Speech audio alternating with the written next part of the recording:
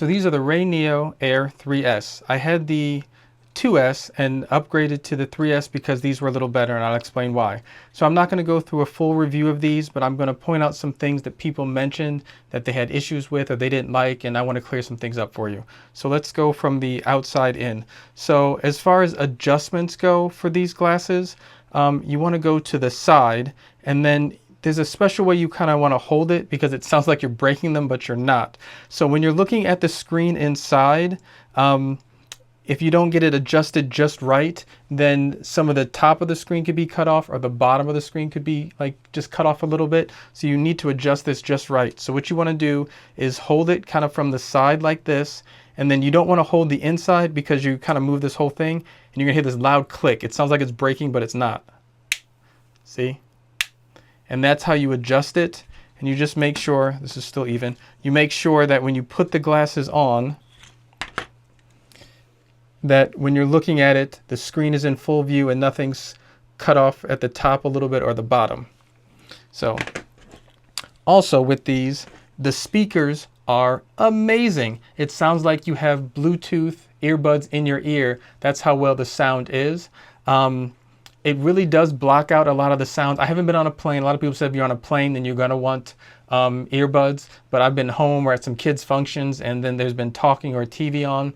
Don't really notice it. I know something's back there, but the clarity of the speakers are just amazing. They have a whisper mode that's so other people can't hear what you're listening to, but it kind of dims down the sound. I don't really care for it, but if you don't want other people hearing what you're listening to for whatever reason, you do have that feature.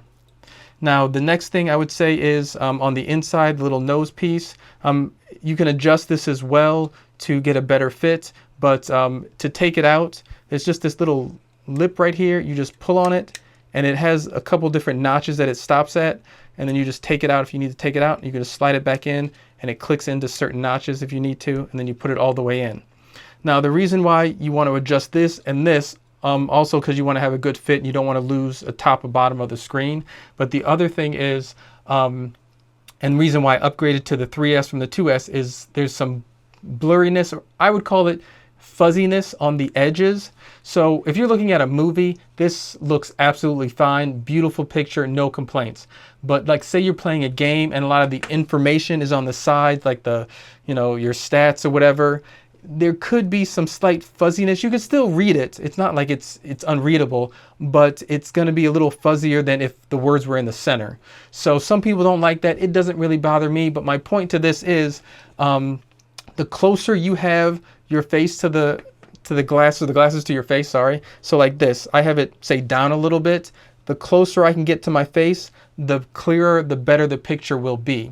Now, piggybacking onto that, I am farsighted, so I can't see things near. I have to have readers. So just so you know, I use a plus 1.25. Just, it's not that bad, but just so you know.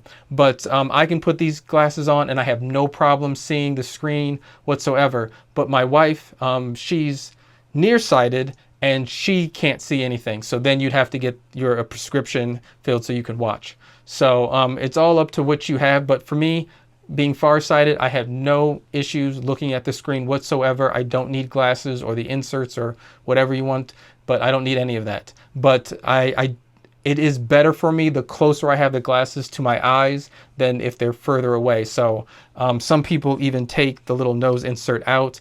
I tried it. It's just uncomfortable. I like the little pads, so I did not want to remove those, but you can. That is an option if you want to. If you have some trouble seeing it and you want a clearer picture, try that. So another thing is the proximity sensor. Right here, there's a little dot.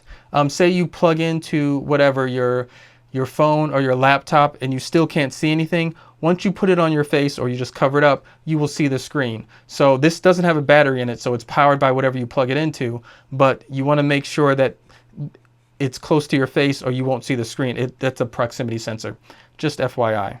So another thing I did was there's an app for it that you can hook it up to. It was a little difficult to set up, especially on my Android, because there's some new permissions and rules that they put on there that made it a little harder because it's a third-party app. It's not in the Play Store. You have to download it from RayNeo. So Android doesn't really like that. But once I hooked it up, it doesn't really make a difference. You don't really need to hook up the app. So if you can't or don't want to, I didn't really care for the features that you got with it. You got some adjustments, but it really made no difference. Really just plug and play, and then there's a menu button here. Those are all the really features you need built into the glasses. You don't need the app, so don't worry about it. It's, at this point, to me, it's useless. So let's get to the main thing, and that's the marketing of it. So the way it was marketed is here. So you can see what the glasses look like too. I'll put them on. The way it was marketed is it's a 201-inch screen. So I wouldn't really say that's correct. I would more say someone explained it where it was like two 27-inch screens right up close to my face. That's more how I see it than, you know, a 201-inch screen. So don't get me wrong, it's a great picture, crystal clear, wonderful, but I wouldn't really, if I had a 200-inch screen in front of me, I would not say that these glasses look like that. That's all. To each their own, but just kind of want to put it out there because I see a lot of marketing, advertising really pushing that. And I'm like, okay, it's a little bit of a stretch. Also, speaking on screen and stuff like that, I want to talk about quality because some people said it's a really good quality. Some people said it isn't. So if you don't know, especially if you're looking on a phone, you don't have to have very good quality for it to look good on your phone because it's small. So it always displays a better picture even if the quality isn't that great.